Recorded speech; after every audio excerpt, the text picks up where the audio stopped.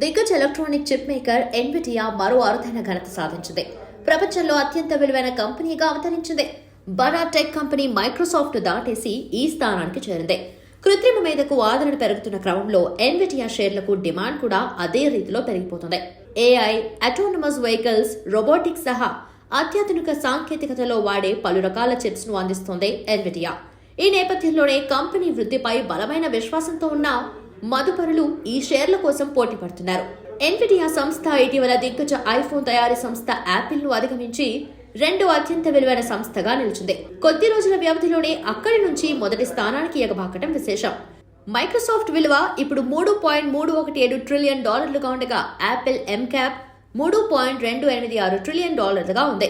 ఇక ప్రపంచం మొత్తం మీద విలువైన కంపెనీల లిస్ట్ లో ఇవి వరుసగా ఇప్పుడు 2-3 స్థానాల్లో కొనసాగుతున్నాయి. ఎన్విడియా స్టాక్ ధర ఈ సంవత్సరంలోనే ఇప్పటి వరకు 3 రెట్లు పెరగటం విశేషం. మరోవైపు ఈ సమయంలో మైక్రోసాఫ్ట్ షేర్ ధర 19% పెరిగింది.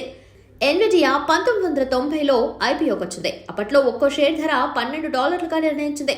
తర్వాతి కాలాల్లో గేమింగ్ నుంచి మొదలుకొని కొత్త తరం టెక్నాలజీల కోసం చిప్స్ గిరాకీ పుంజుకోవడంతో కంపెనీ షేర్ల విలువ పెద్ద మొత్తంలో పెరిగిపోయింది. భారతీయులు ఎవరైనా అప్పుడు ఈ కంపెనీ ఐపీఓలో 10,000 ఇన్వెస్ట్ చేసి షేర్లు పొందుంటే అప్పటి డాలర్ విలువను బట్టి 19 షేర్లు వచ్చేవి. ఇక క్రమంగా స్టాక్ విలువ భారీగా పెరిగిన క్రమంలో రీటైల్ ఇన్వెస్టర్లకు అందుబాటులో ఉండేలా ఎన్నోసార్లు షేర్లను కంపెనీ విభజించింది. దీంతో 2000 సంవత్సరానికి ముందున్న ఎన్విడియా షేర్ ఇప్పుడు 480 షేర్లకు సమానమైంది.